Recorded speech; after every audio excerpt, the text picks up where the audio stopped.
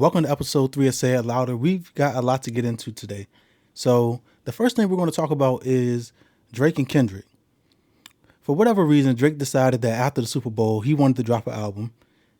Kendrick went out there, he performed Not Like Us, putting icing on the cake for the beef. And Drake, he wanted to get some of the attention off of him. That's what I think. I think he tried to drop an album to shift the narrative, get some of the attention off of the negative press that he was getting, and get his name back in the good graces of the public. So he dropped the album, an R&B album mostly. And I've got to tell you right off the bat, I cannot listen to that bullshit. I tried listening to it. I played the song, the first song. Immediately, me and my wife, we were sitting with the kids, played the first song. We both looked at each other and shook our head. We said, nah, man, this ain't it. So we listened to it. Then we got to the second song. I think it's something about mothballs. That's what it is. He starts the song by saying, mothballs, I got your smell in my clothes. Something like that. And that song sucked too. It honestly, I looked at it and I had to go back and look at the track list. It was about 15 songs and I knew I wasn't going to be able to sit through it. So I just turned the album off. I don't know if I'm just getting older where I'm phased out of listening to that type of music, or, I'm just an old head. I'm not in tune with what the streets want, but I couldn't listen to it. I've got artists that I've stuck with since I was about 25, and that's what my palette is tuned for. It's not tuned for this new Drake album at all. At the end of the day, Drake is going to be Drake. When he drops an album, it's going to do numbers. There are a lot of people that still tune into his music. He's still going to have a lot of fans. But what I'm saying is I'm not one of them. I don't have the palette for that. If you're still in the camp of listening to Drake's music, then kudos to you. You got a new album. You got 20 songs that are not appealing to me, but they're appealing to you. And there has been some commentary saying like, hey, this is music for guys that get women, and if you don't get it, you don't get it. I don't get it. I'm married. I don't get women no more. Maybe it's not on my palette. And I'm perfectly fine with that. I'm perfectly fine with this album sitting wherever it is on the shelf and collecting dust, virtual dust, because obviously I'm not buying physical albums anymore. As far as the battle goes, he said, I'm not doing any rap beef. I'm making songs to get lit or something like that. I think he just needs to go ahead and bow out gracefully. Kendrick put an icing on the cake at the Super Bowl. He told him game over. There's no game twos. If you wanted to continue talking about the rap beef, if you wanted to continue beefing, you should have done that in 2024. He did the walkout for his Australia tour where he had the hoodie on. There's a bunch of bullet holes in it. It's smoking. Kind of reminiscent of the Luke Cage thing. I know other people have made that point. I guess he's saying that, everybody's taking shots, but they don't affect him. But they are affecting him. They are absolutely affecting him. They said he was mad about the Super Bowl performance. It's still hot on his mind, the UMG lawsuit, Kendrick performing at the Super Bowl. He can't get away from it. And if he's not going to rap, if he's not going to make it about the music, dropping songs that are directed at Kendrick, then he needs to let it go. I don't want to hear no more about the rap beef. I don't want to hear no more about Drake and Kendrick if it's not going to be bars. If you're not posting on IG, not him shooting the shots at Joe Budden and, doing that through Melissa Ford. I don't want none of that. I want straight bars at Kendrick, nobody else. And we can say that Kendrick should have hung it up as well, right? The battle was in 2024. He made some of the Super Bowl performance about Drake. But to me, this is just going around and continuing to kick your bully in the back. Because Drake, he made first person shooter. He told Kendrick, drop. So Kendrick dropped. And then he spanked him. And after I spank you, I'm going to continue to remind you that it's levels to this. What you do and what I do is on two entirely different levels. So I know that people are going to say, hey, Kendrick is still keeping the beef alive because he went to the Super Bowl and he performed Not Like Us. He teased it. He said, I want to perform the song, but they're going to sue. But I like him continuing to kick Drake's back in for having the audacity to attempt to beef and then walking away saying that was a nice verbal exercise. I honestly like the entire back and forth. And at this point, I think Kendrick can put it to rest, right? We put a bow on it with the Super Bowl. So if it's not going to be any more new music, where he's kicking his back in or Drake is coming back trying to kick Kendrick's back in, then I don't want to hear no more about the beef. The Super Bowl was a nice, pretty bow on the top to commemorate their verbal sparring match. All right, so I've been looking at this story. I saw this story earlier on YouTube where this girl, she got fired. She said she was being micromanaged. We're going to get into it. I'm going to show you the clip. You could tell me if she was fired for cause or she was fired for no reason. The video does start out a little slow, so I'm going to give you the context. She says she was fired. She's on the phone in the beginning with some person, and they're telling her, hey, don't wait until they fire you. You just go ahead and quit first. You know, get in front of it, get ahead of it, quit, and don't give them the satisfaction of walking you out the door. Hi guys. So I don't know why I'm smiling so much, but hey y'all. So a little bit earlier, y'all heard a conversation. I was speaking with someone at work, and she was just really giving me like the motivation and talking to me and like telling me it was actually like HR, and I've never had HR who was that kind. So shortly after that, her advice, she was like, I want you to get ahead of this. And I called my friend and I was like, should I quit? Like, I don't want to quit. I was like toying with it so much. And when the lady was like, you should get ahead of it, I just didn't know what to do. So She said the person that she was on the phone with in the beginning, which I told you guys I sped it up so that we didn't waste each other's time. But the person told her from HR to get ahead of it. Just go ahead and quit. Don't give them the satisfaction of firing you. I'm going to tell you right up front, I'm new to being a civilian. I was in the military for 12 years, but I thought once you quit, you're giving up your opportunity to file for unemployment. So this sounds like a bad idea. Why would HR call you and tell you, hey, just go ahead and quit yourself? Don't let them have the satisfaction of firing you and having to pay you out unemployment.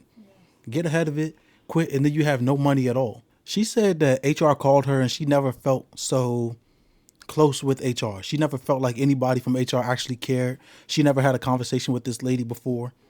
HR is not there to be your friend. We know that they're there to protect the company. They're employees of the company. They want to protect their job, and their job is to make sure that the company doesn't have any fallout with any employees or any backlash where they get sued. I was thinking about it. Um, just continue with work. And then literally, I kid you not, 30 minutes later, my manager got on a call with her manager. HR was not even on the call, and I got fired. So I'm feeling like Dochi. I got fired today. And everyone's like, I'm so sorry. I'm so sorry. And it's like, I'm sorry too that I had to go through that, because if I can tell y'all that the last 4 or 5 months at that company have been literal hell. It's been literal hell. I mean, like such a toxic micromanaging manager. It's like from the day I started, it's like she didn't trust me. Like from the day I started, she was like, you need to put everything in this document. I need to know every inch of everything that you're doing, and I need to be CC'd on all of your emails, and you need to respond within 30 minutes. Like, I was like, okay. She said that her experience with her manager was as soon as she got there, she was being micromanaged. The lady was telling her what the expectation was. Hey, when you get an email, you need to respond in this time frame. Send me this, this, this, and this. That sounds like she was telling you the expectation of the job. She is telling you, hey, this is how we conduct business here. And if you're going to be part of the team, if you're going to be a we, then this is the expectation that you need to follow. And this is the time frame in which we respond to emails, because we have a client to serve. And in order to serve that client the best that we can, we're going to conduct business in a certain way. And she doesn't like that. That's not micromanaging. That's explaining the boundaries and the expectations to me. And we've heard, of course, the stories about women clashing with their leadership. It's not a new thing. We've heard these horror stories, women in power and their subordinates, they going back and forth. They don't really get along. I don't know all the context of the relationship between this lady and her manager, but from what she's saying up front, right up front, is the lady came there, gave her expectations, and she didn't like what the expectation was. Not that there was any additional issue, at least from the context that we have right now. I've been in this field for the last 5 years, and you're probably the worst manager I've had. And it's so crazy because I remember my second month, I went to HR on her because I was like, oh, yeah, no, she's a little crazy. Like something's going on, which makes sense because everyone's like, well, not everyone. When I got back from Ghana, like somebody on another team had called me and was like, yeah, your team was a dumpster fire before you got on the team. Apparently, they had fired the whole team, got a new team, and then when I started, and like me and four other girls started at the same time, literally same start date. Three girls quit on the team, and so I was just like, oh my gosh, like it sucks not having a job now. Like it sucks not having a job, knowing the job market, but I feel so like I just trust God. I trust God in this process. So, um, yeah, if y'all know any people that's hiring, let me know. But She said that she's been in this field for 5 years and this is the worst manager that she's had. You don't have to get along with your manager. Is it helpful to get along with your manager? Does it make the team run more smoothly? Absolutely, it does. But that's not a requirement for the job. You come there to get a paycheck. You have certain deliverables that you're responsible for giving out to the team, and that's it. That's all. As long as you're giving those deliverables and they're giving you your check, that is the end of the agreement that you made with them. She went to HR to tell on her manager. Now she works for the company, the manager works for the company, HR works for the company. They have to go have a conversation with that manager. And if she's doing nothing wrong, you're just putting a target on your back saying, hey, me and this lady don't get along for whatever reason. If she's doing her job and you're doing your job, they're going to side with her. You're not going to win that battle. But let's go see what the comments had to say, what kind of feedback she got. The first comment says, did you record the call of you getting let go? It's odd you could still log into the system and HR wasn't on the call. I'd have logged on the next day like nothing happened, or I got a letter saying I was let go. It is kind of weird for HR to give you a heads up. I know that she said that the person was trying to be cool. I've never heard of a situation like that. I'm new to being a civilian. Maybe that's just outside of my experience. But for HR to call you, tell you you're about to get fired, and to get ahead of it, go ahead and quit, and then your manager to call you 30 minutes later and actually fire you without HR being on the phone, that sounds a little crazy to me. This is the last comment we're going to read. It says, I did quit before I was fired. I was over the BS. Fortunately, I was financially secure and didn't need unemployment. It was the best decision I ever made. I took 6 months off to get my mental health back. That was the first thing I thought when she said HR advised her to quit. I'm like, aren't you going to miss out on unemployment? Of course, like if you're financially secure, like the person in the comments was, then it's not as big of a deal, right? You can say, hey, I'm going to jump ship before anybody has the opportunity to fire me, because that's going to hurt a little bit if you're being let go from a job. But unemployment being contingent on the fact that you were fired is not, HR advising you to quit, that's not conducive to the result that you want. I don't know what kind of employee she was. I don't know what the situation between her and her manager was, but I do wish her luck. I hope that she has the opportunity to get another position, and maybe it was the manager. It could absolutely have been the manager, but to me, based on what she was saying, it sounds like she was the problem and she needed to go, and that's what happened. And the team is going to be better off for it. While we're talking about being a productive member of society, we've got this story where a lady named Ashley St. Clair has recently come out and said she's had Elon Musk's 13th child. If you've been around the channel for any length of time, you'll know that I'm not a fan of people just having kids, dumping them into the world, and not sticking around to make sure that they have the best situation. And that best situation is two parents in the household, two married parents in the household contributing to that kid so they have the best chance at being a productive member of society. This post says, 5 months ago, I welcomed a baby into the world. Elon Musk is the father. I have not previously disclosed this to protect our child's privacy and safety, but in recent days, it has become clear that tabloid media intends to do so, regardless of the harm it will cause. I intend to allow our child to grow up in a normal and safe environment. For that reason, I ask that media honor our child's privacy and refrain from invasive reporting. So like we said, this is Elon Musk's 13th child. We've talked about this same type of situation with Cam Newton. We talked about the same type of situation with Nick Cannon, and we said that it's a bad situation. It doesn't matter who it is. It's not good for a kid to be brought into this world and not have the opportunity to be raised with their mother and father in the same household. We know that Elon Musk is a billionaire. But that doesn't change the fact that this is absolutely bum behavior. He's over there at Doge. He's working hard, and congratulations to him on all of the success of the stuff that he's wanted to implement. He's having his way. But it seems like he's ignoring his kid. And if it was any other race, if it was black people, if it was a black American that was doing this, the media would be ripping them. Nobody from the right seems to be shaming him. I thought it was conservative values to be married, not have kids out of wedlock, take care of your kids, and not, you know, and for the father to be in the household. But he's not in the household, as indicated by the fact that this lady is saying that she can't get in contact with him.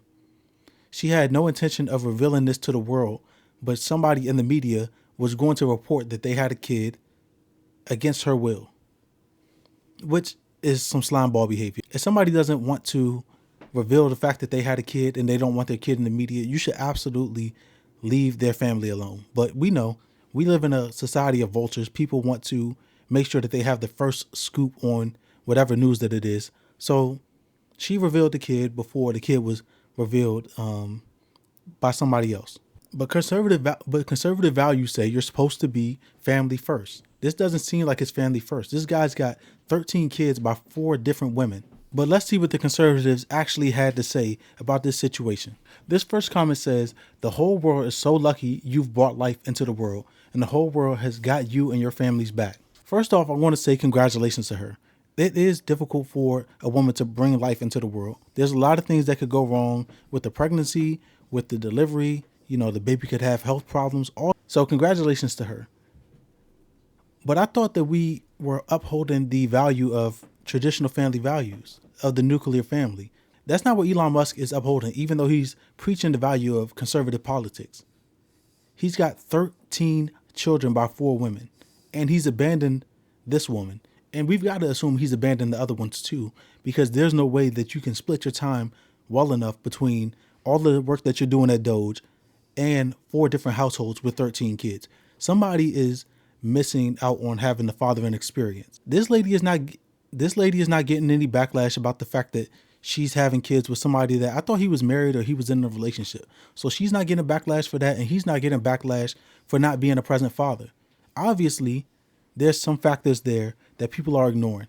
I'm not going to say what they are. You can guess it. You can guess for yourself what they are. But one of them is the fact that he's on the conservative side, and he's their leader. For whatever reason, all the Trump people, the MAGA people, they follow him blindly. They look at him with so much reverence for all of the companies that he started and all of the things that he's contributing to the world. But despite all of that stuff, you're not aligning with the values that you said you're aligning with. So that sounds like being a hypocrite and fraud to me. This comment says, if this was any Democrat posting similar messages, it would be full of conservatives replying with abuse and shame. But since it's someone on the right, it's all fine. They don't want to upset Elon in case he takes away their blue tick. The right are the biggest hypocrites. I've never seen this level of hypocrisy on the left. I'm inclined to agree with Diego on this post. If this was somebody on the left, it doesn't have to be a celebrity. It could be anybody in the media. There would absolutely be a different response. But we know how much the right loves what Elon Musk is doing with Doge. We know that he owns Twitter, and he's easy to cancel anybody that criticizes him. Regardless of if he says he's for free speech or not, when anybody criticizes him on X or says something that he doesn't like, he will flag their post. There will be a notification on their post saying, hey, X doesn't like your post and you violated some rules. We know that to happen, but we don't see any backlash or vitriol from the right telling him that he's a deadbeat father or any of that type of stuff. Is it because he's aligned with Trump? Yes, it is. Is it because he's the head of Doge? Yes, it is. Is it because he donated $300 million to Trump's campaign? Yes, it is. All of these things are true. Regardless of how anybody feels about it, Elon Musk is failing as a father. He's unmarried, and he's everything that the right says that they hate. We're going to switch gears here a little bit. Does anybody remember when Blueface had that case where he was sentenced to 4 years for shooting a guy outside of the club? I guess he got into an argument, something happened, Blueface shot him, he's sentenced to 4 years. Shortly after that, he had a jail call where he said he was enjoying himself. He wasn't worried about any prison time. He was just going to take it as a vacation. And DJ had Blueface, baby. Hey, We was literally just We're talking. literally talking about you right now. We're talking about you right now, live on the radio, bro. Oh, yeah. So I got sentenced to 4 years. I got a year credit, so that go down to 3 years, and I got to do 33% of that. So you'll be home by summer. Probably like March, April. On the side, you already know it's going down. What's your mental like? You straight? I'm in my environment, I'm always soak up and adapt to it, so it ain't really nothing. It's really like This call is being recorded. It's like a little break from responsibility, honestly. What have you been doing to like pass your time? Man, be jacking off, watching TV, eating burritos, and using the phone. That's pretty much it. What you watching in there? Watching a lot of the news, the Sherry Show, and the Jennifer Hudson Show. Blueface watching Jennifer Hudson. He said that he would be home around March or April. We're in the March or April time frame now. At least we're approaching it. I haven't heard anything about him coming home. Maybe it's coming down the pipeline, but it doesn't seem that way. And then he said he's not worried about being in jail. He's enjoying it. I don't understand how anybody would be enjoying being in handcuffs, being told what to do, being in a room that you can't leave unless somebody unlocks the door and tells you it's time to eat lunch, it's time to go outside. To me, this is already the wrong messaging for a guy with so much influence. At least he had influence. I'm not sure if he still has it. But to me, this is the wrong messaging for that type of person to be sending out to the youth that you're enjoying jail. I know that we had the Castanet stream where he had all of the people up there and jail looked fun, but I can guarantee you, I've never been, but I can guarantee you it's not fun. It don't look fun. When I was doing jail visits and I was looking in there, looking at whatever recreational area that they have to sit and eat lunch, it doesn't look fun. It doesn't look fun when you have a slit in the door and all you can see is lunch tables and stairs and whatever else that you can see from that purview.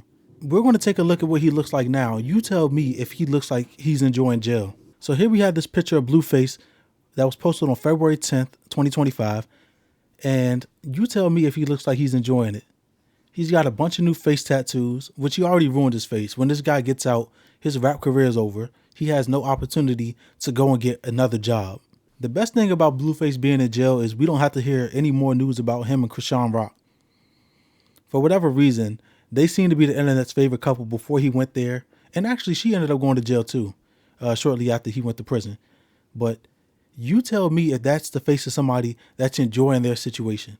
We see that picture of Blueface, man. He does not look like he's enjoying it like he said he was in that call in 2024. He is not doing the time. The time looks like it is absolutely doing him.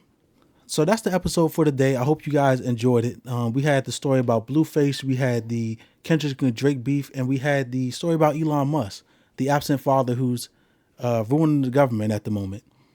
If you like the video, like the video. Subscribe to me back here for the next conversation. If you have any thoughts, let the world know. This is the place for discourse. Till next time. Peace.